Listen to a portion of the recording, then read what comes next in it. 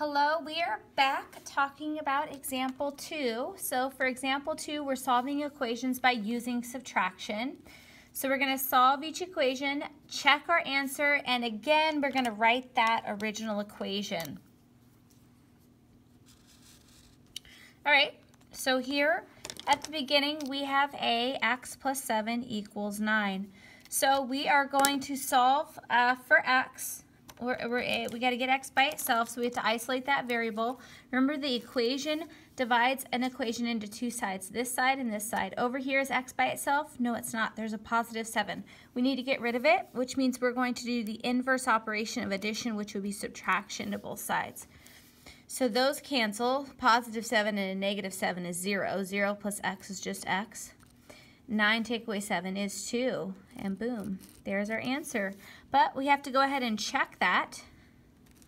So I'm going to write the word check right below my problem so that, now we know that we're checking it. I'm going to write the original equation, x plus 7 equals 9.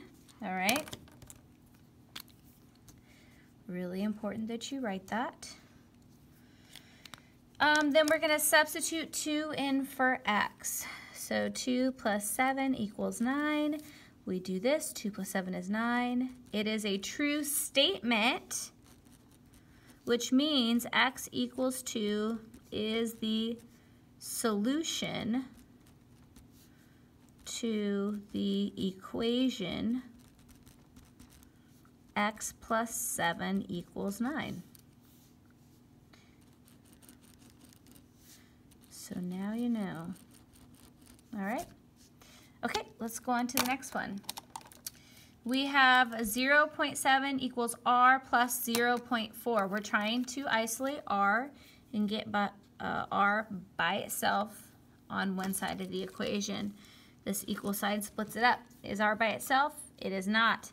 We have to get rid of this 0.4. We do it by the inverse operation of addition, which would be subtraction to both sides. So 7 minus 4 is 3. Drop down that point decimal. Those cancel. We're left with r. I'm going to use the symmetric property of equality just to go ahead and rewrite that. And there we have it. There's our answer. So we're just going to go ahead and check it. Make sure to write down that original equation. Okay.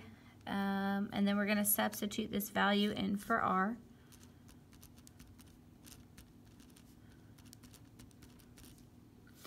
Okay, I'm going to write this down, and then I'm going to do this little math right over here on the side. So 0.3 plus 0.4. The decimals are lined up. 3 plus 4 is 7. Drop it down, 0. So that equals 0.7. So that means it's a true statement, okay, which means the solution, r equals 0.3, is the solution, or is the answer, to the equation 0.7 equals r plus 0.4.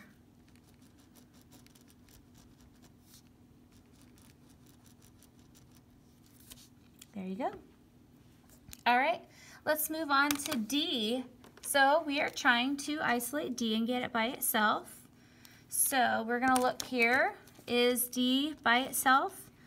No, it is not. There's this positive 1/2. So we need to use the inverse operations of addition, which would be subtraction, and subtract 1/2, negative 1/2 to both sides.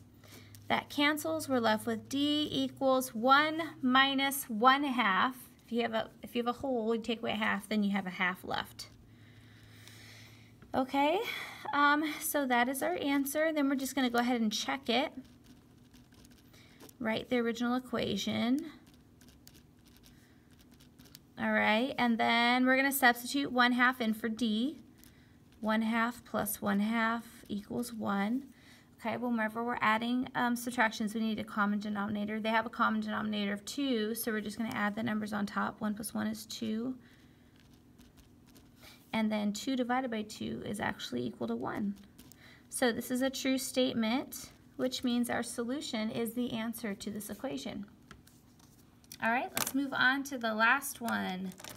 D, -5 equals k plus 5. So first we need to get k by itself. We always want to ask ourselves, okay, is k by itself on its side of the equation? And it's not. There's this positive 5. So we have to isolate k and get k by itself. So we have to do the inverse operation of a positive 5, which would be a, -5. -5 minus 5 would be 10, equaling k, because those cancel. And then let's use the symmetric property of equality to reverse that. K equals 10 is our answer, but we need to go ahead and check it. So let's write the original equation. -5 equals k plus 5. And then we're going to substitute 10 in for k. Like so. Oh, this is a -10. Oh, -5 minus 5 is a -10. That means, right, when you have a negative and another negative, you add the numbers and keep the negative. That means this is a -10, which means this right here should be a -10. Okay, so let's look here. We have a negative and a positive here.